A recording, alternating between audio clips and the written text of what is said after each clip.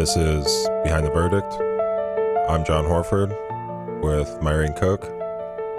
And if you haven't listened to our first episode about the Scott and Laci Peterson case, go back one episode, listen to that, and then come back and listen to this one. In this episode, we are going to talk about more of the evidence, or as Myrene would put it, the overwhelming evidence, or I guess as the prosecution would put it, overwhelming evidence, although it was circumstantial, that led to the conviction of Scott Peterson. Myrene, I know your sass is at an all-time high, and I don't want to waste it, so you want to get right into it? Yeah, I think we should kind of pick up where we left off. And, as John mentioned, please go back and listen to the first episode in this series of Scott and Laci Peterson. There might be one, two, or more sassy comments because this case just really struck a chord with me about her being murdered when she was pregnant and how it all came down. So I can't promise there won't be more sass this time around, too. No, I think that's what the people want. So, keep it going. Let it loose. Where do you want to start? Well, I think we should start, at the end of the last episode, we talked about overwhelming evidence and we talked about it being circumstantial. And I think sometimes people don't understand how it works. So there's actually jury instructions that are given before a jury gets to deliberate, and the judge gives them all the law they should consider. And it's not just the law on the elements of those crimes, it's things they can consider, how they can consider it, different types of things. But there's one portion of those jury instructions that talks about the evidence, and it talks about circumstantial, direct, or a combination of those two types of evidence. And it says basically a jury can convict if they believe it, if they believe the elements have been met, based upon circumstantial evidence, direct evidence itself, or a combination of direct and circumstantial. And people always wonder, what's the difference between circumstantial and direct?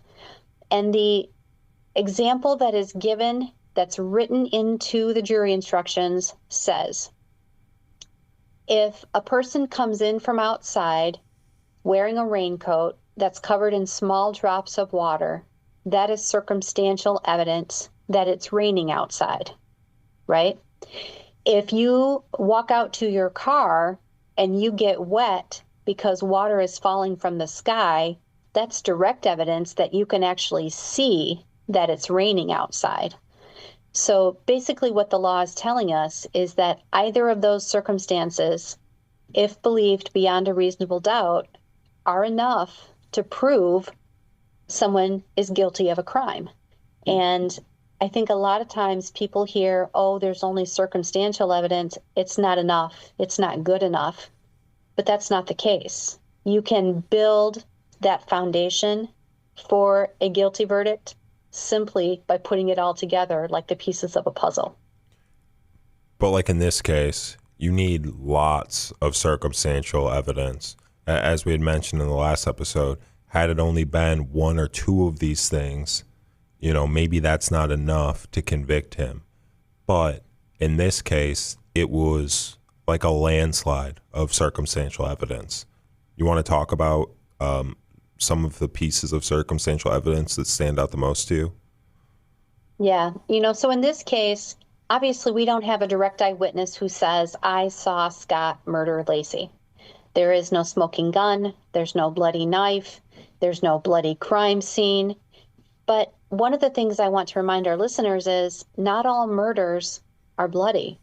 Strangulation, perhaps, may not leave any kind of physical trace behind necessarily. Now, oftentimes it is possible for someone who is being strangled to the point where they are unable to breathe and they are basically losing their life at that point. When that happens, your body has involuntary movements or motions where the person could lose control of their bladder or their bowels. And so I've had cases where a victim was being strangled and she, urinated, she wet herself because she couldn't control it. She was blacking out. So, that may be something that we would have in the case.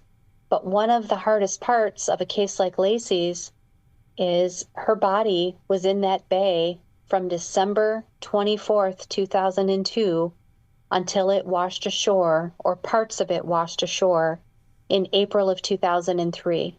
So for a good 4+ months, it was in the water, exposed to the elements. So it's very hard when that happens because a body decomposes and you can't tell necessarily what the actual cause of death was. And I think that is a hard circumstance to figure out. So to go back to a piece of potential circumstantial evidence that you had mentioned, related to how Laci was murdered, do you equate the overwhelming amount of bleach used at the house to Scott murdering her at the house, cleaning up afterwards, and then disposing of her body in the bay?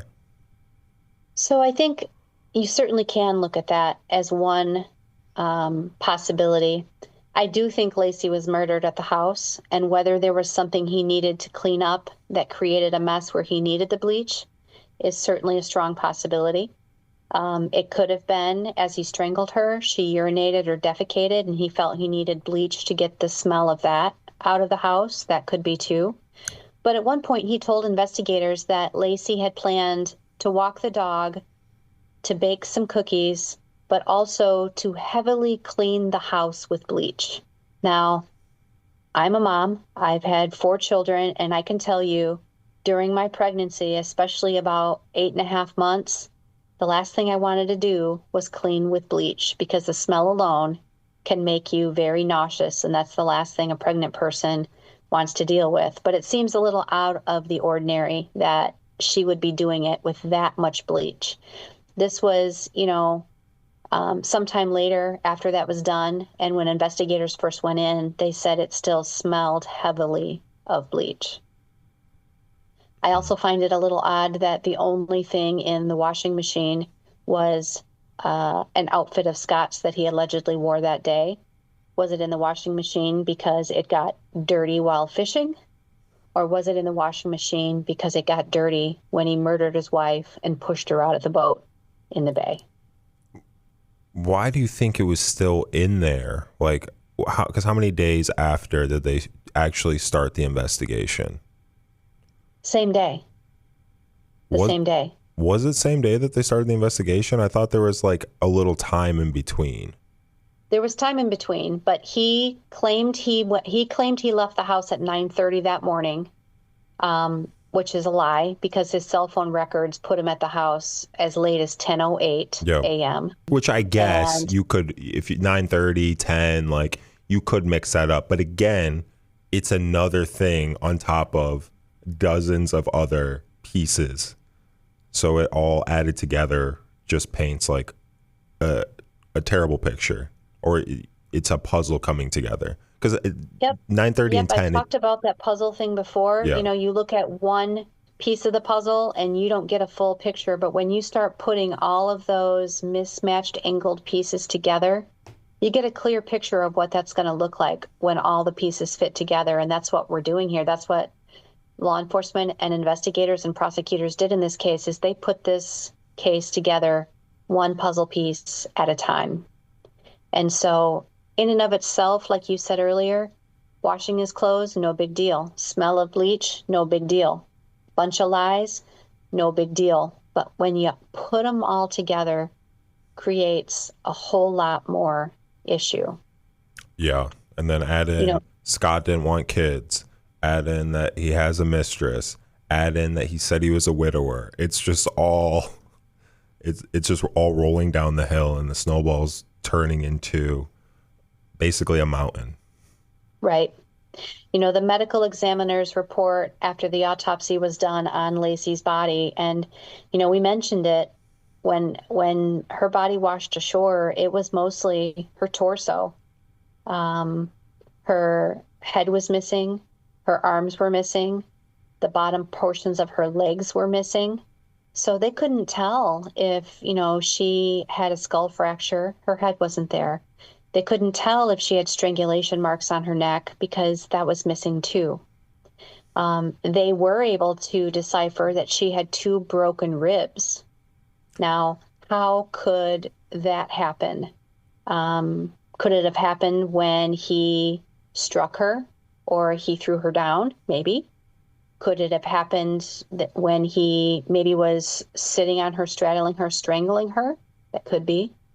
Or quite honestly, her ribs could have broken when he's trying to either put her in the boat Or throw or her roll off the her out of boat. the boat. Yeah. Right? Yep.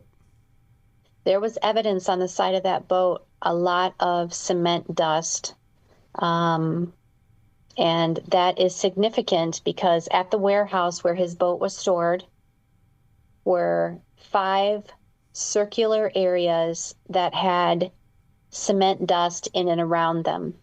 Now, in the boat itself, when he brought it back from fishing, there was one homemade cement anchor he made in a mold in a can, and he claimed he had only made one to use as an anchor for the boat. What law enforcement believes when they found those 5 circles, I think it was like on a trailer, of the bed of a trailer, like a wooden bed of a trailer. Those 5 circles indicated to them, and the amount of cement he had there and amount of other materials he had there, that he made at least 5 anchors. So where'd the other 4 anchors go? The medical examiner said it is very possible that the reason only the torso of Laci washed up on the shore of that bay was because her legs, her arms, and her head were weighted down with anchors. Oof.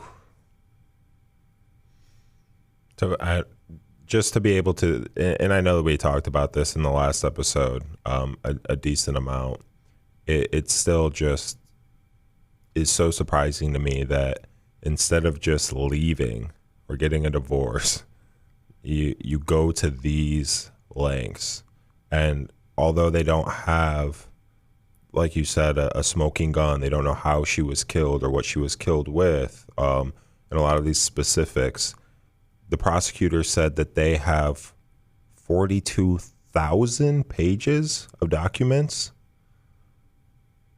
Yeah, as they had evidence? over 42,000 interviews, police reports, lab reports, photographs, all kinds of things.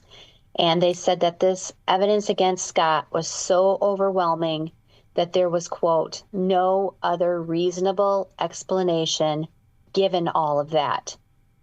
There's nothing else this could have been other than Scott Peterson committing this crime. Can you put that? And again, I just want to caution real quick. We have to remember these prosecutors and law enforcement saw all 42,000 pages, right? They were utterly and absolutely convinced he did this. Can you put that in perspective for us, though? Like regular people who aren't prosecutors, 42,000 pages of evidence or pieces of evidence, however you want to look at it.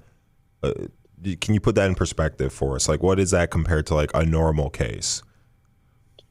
That's a lot of evidence. I would say in the Bowman case, we had thousands of pages, nowhere near 42,000, but we had thousands of pages of material, of interviews, of re-interviews, of lab reports, of searches, of cadaver dog searches, of different types of searches, searches in the water, searches on land, ground penetrating radar searches, aerial searches, cadaver dog searches. That's all from the Bowman case. And while we spent, a good 5 episodes talking about the details of Bowman, there have been, at this point, at least 2 documentaries, one that's aired and one that will be coming out shortly, among other things, and articles. All of those things have only given a snippet of that case. Like I told you before, I have so many details of the Bowman case in my head that, we weren't able to talk about because we ran out of time.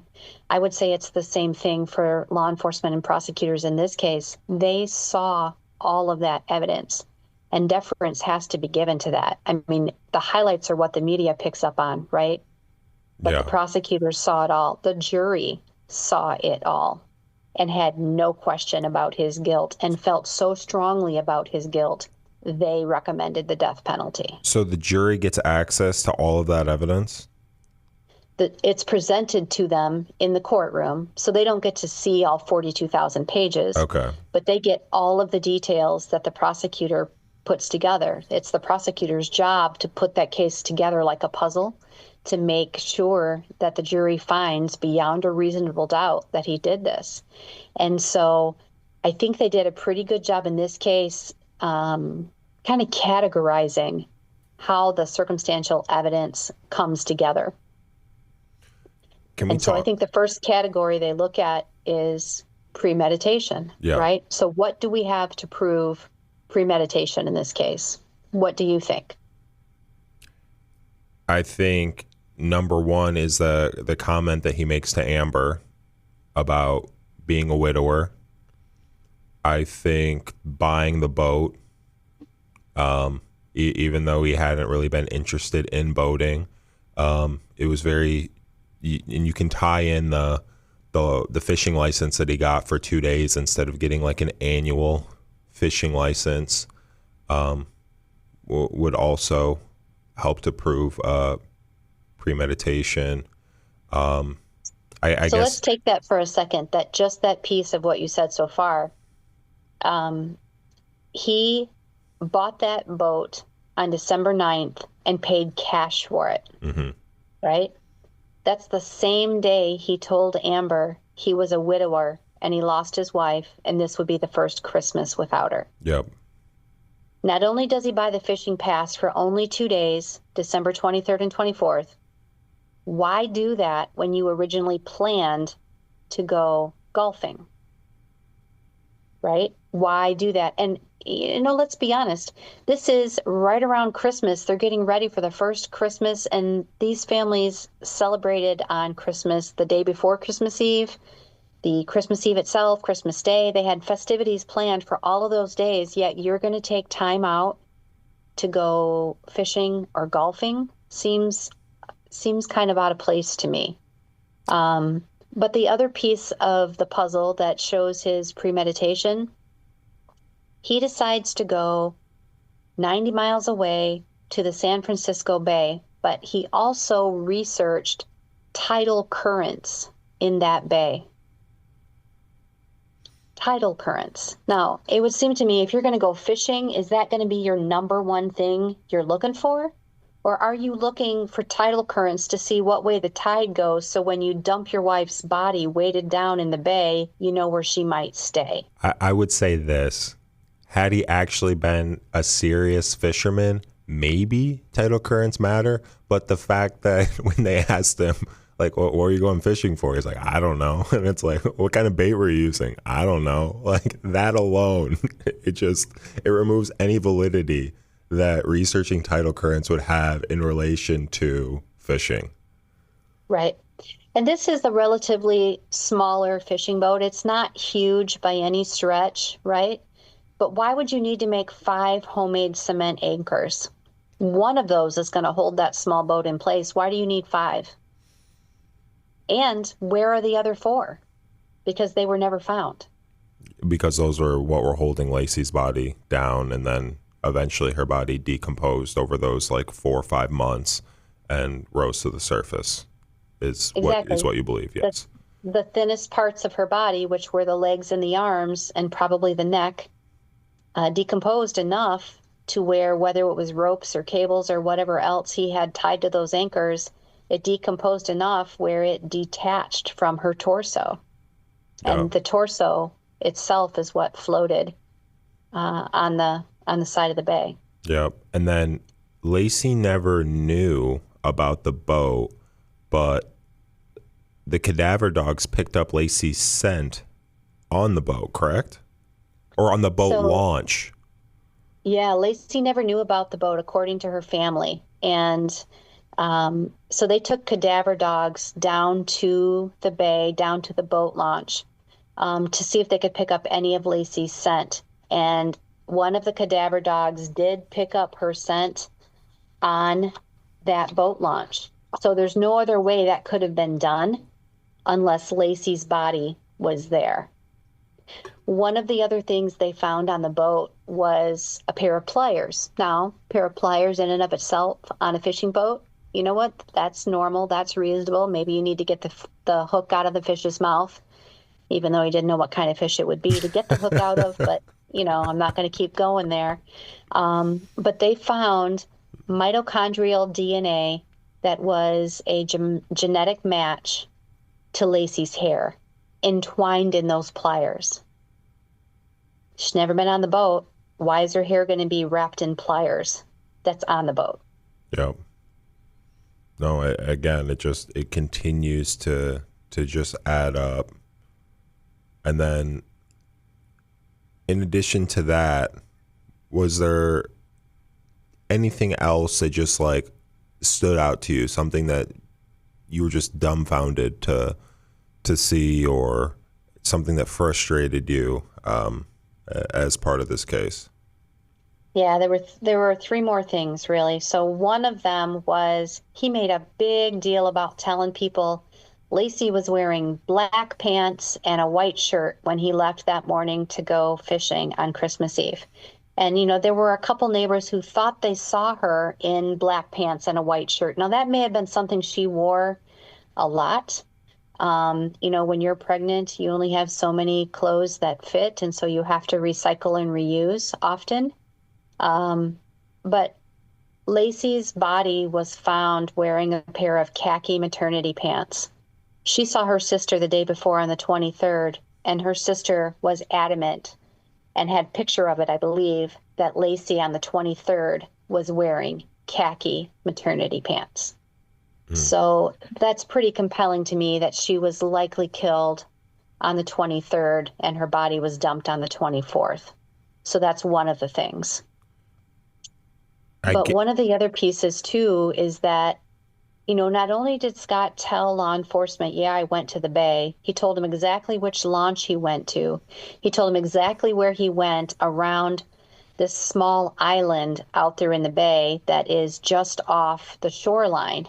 And he even remembered that there was like a sign on there that said either no wake or no beaching or something, but he remembered the sign. And sure enough, law enforcement saw the island, saw the sign and all of that. Now, that in and of itself isn't a red flag. It's not a smoking gun. But how about this? He would repeatedly go out to the bay, make multiple trips out there after Laci disappeared, not to go fishing, but to stand there and stare at the bay and stare at that island, just staring. Now, what do you think he's doing then? Keeping an eye on things, making sure that the body's not floating up, making sure that they're not looking in the area where he had sunk her body with those anchors. Exactly. Or maybe he's, feeling like he's going to get caught and he is out there apologizing to Laci, which I don't think that's the case. I think it's more likely that he's, out there hoping and praying that she doesn't come back to haunt him by resurfacing. There was some blood found on his truck and in the bedroom. In your opinion, what's the significance of that, if anything? So they found some blood spots on the side of his truck and also on the comforter of their bed. It is his blood, not Laci's. Now, he lived in that house. He could say, I caught myself shaving. I caught myself making cement anchors I was going to, tie my murdered wife's body down with. Who knows? But the significance of it to me is he lied to his relatives about how he got the cuts on his hands, because he did have several cuts and nicks and marks on his hands. If you just did that doing nothing, no big deal, why lie about it? Right? So someone lies for a couple of reasons. They lie to get themselves out of trouble. They lie to make themselves look better. Those are really only the two reasons I can come up with. Well, maybe a third is they lie just because they're a narcissist and want everyone to believe their own spin of tales.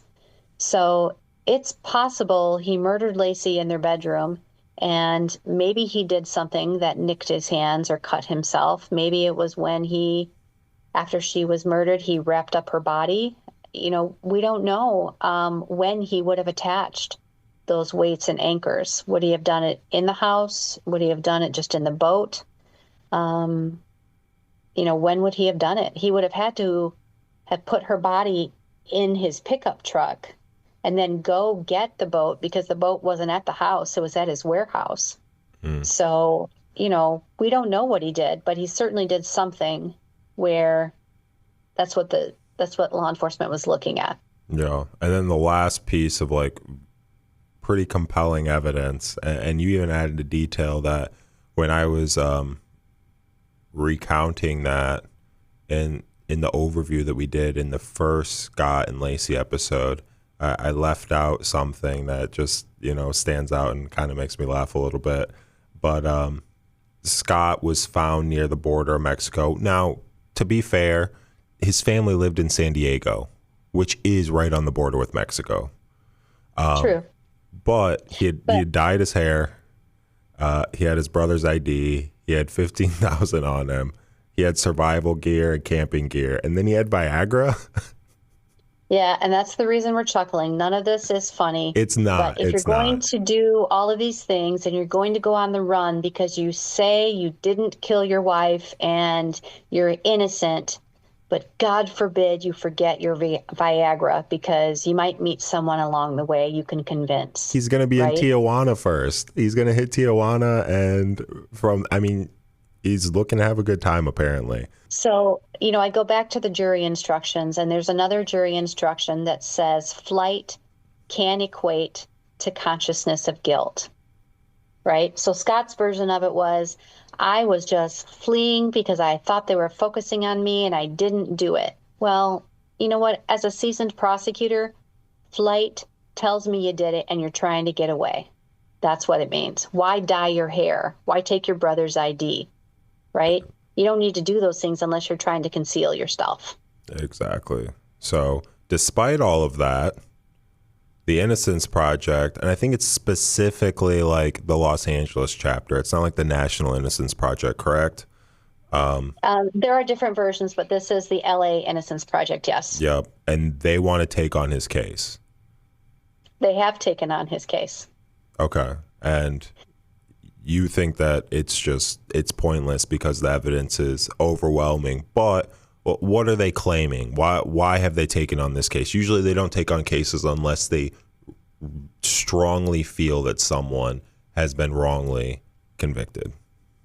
They believe in his innocence. I'm going to try to be as fair as I can. Can I say this before you start this? Half the time when we're laughing in these episodes, I'm laughing because of Myrene's sass, because I think it's awesome, but it's also funny sometimes. So we are never laughing like at what's happening. Within and these I want cases. to clarify that too. This is not a laughing matter.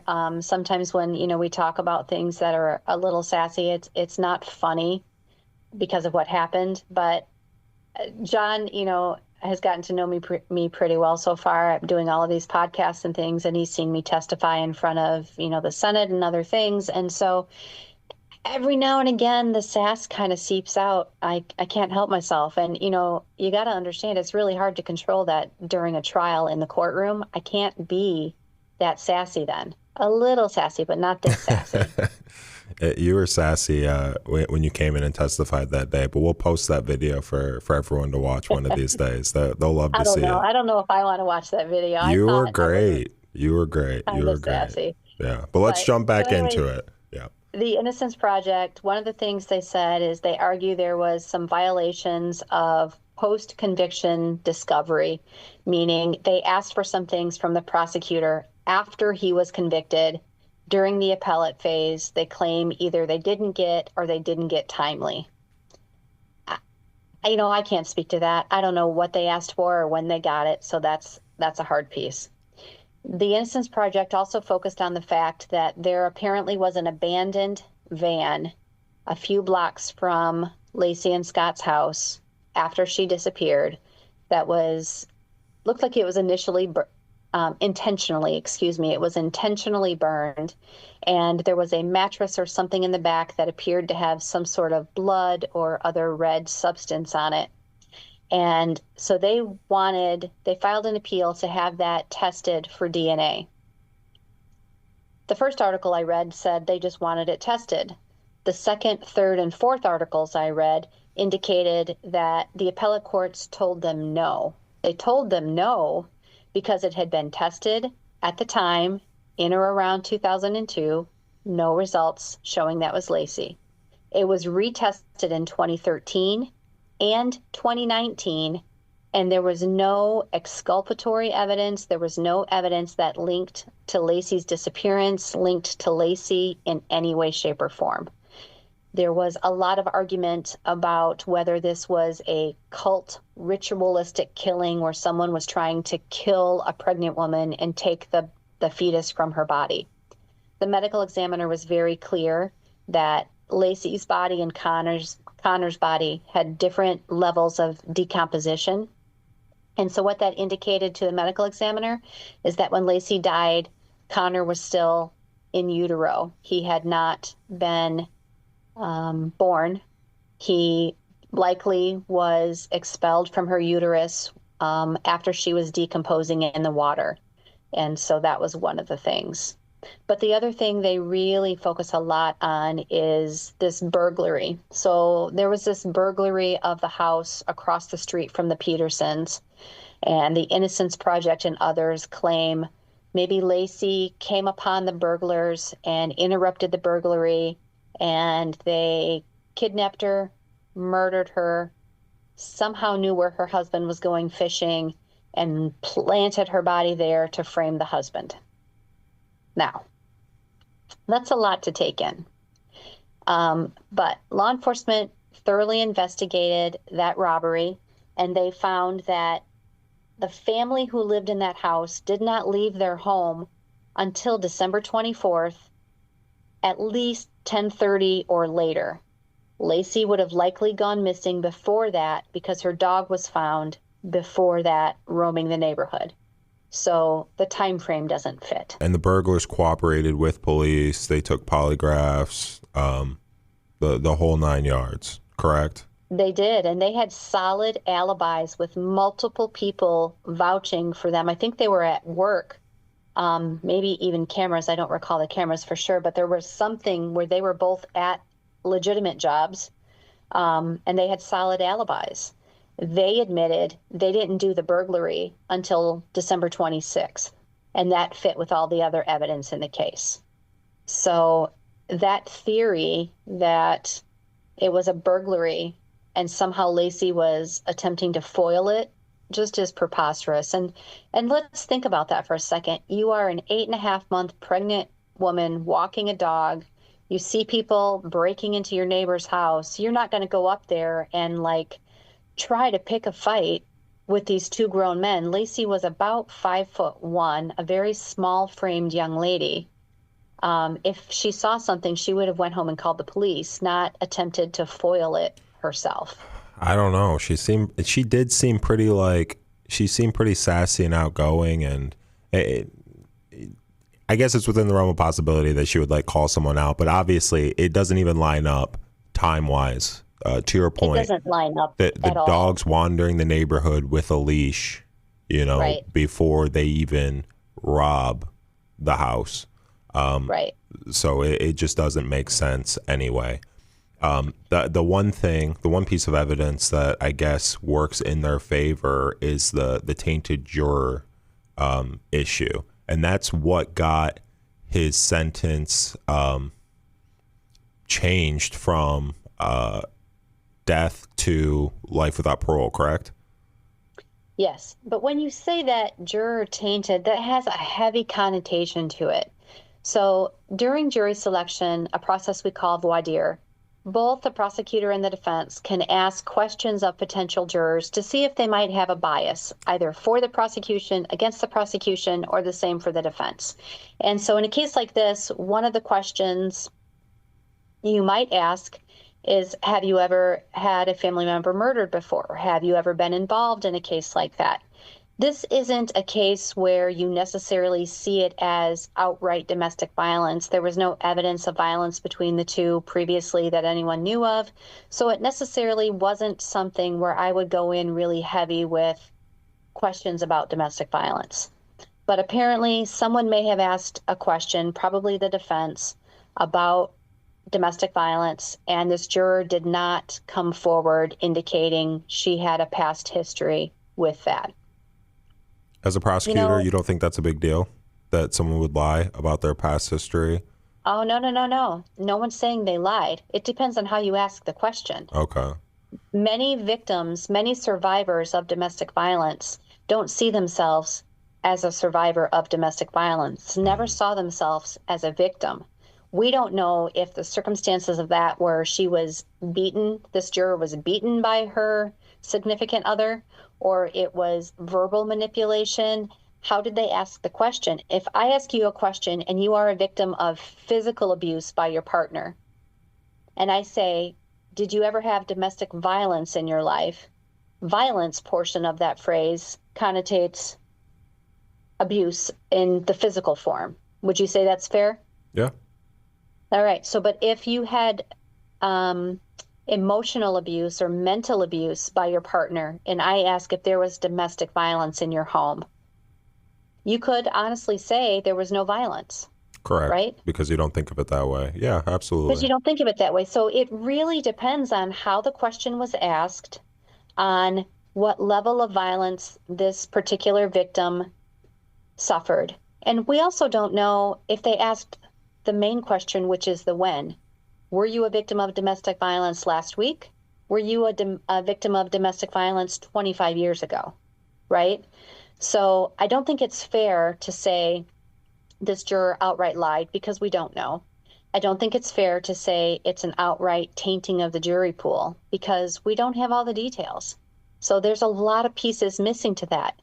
But the defense's job is to throw out what we call any red herring. Throw out something and see if it sticks. But the court did think it was significant enough to change his sentence from death to life without parole. Exactly.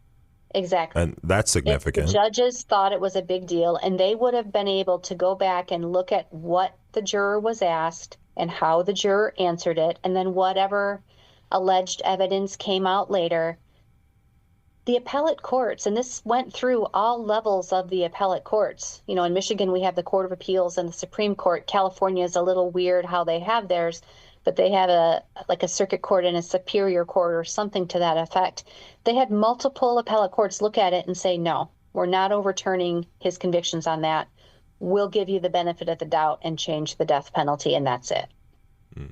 I want to wrap up this episode with the quote from the article that you love so much. Do you mind reading that quote just to sort of tie everything together? Like, all things taken into consideration, there are people out there that believe that, you know, he may be innocent, or there are things related to this case that are being overlooked that could help to exonerate, Scott Peterson.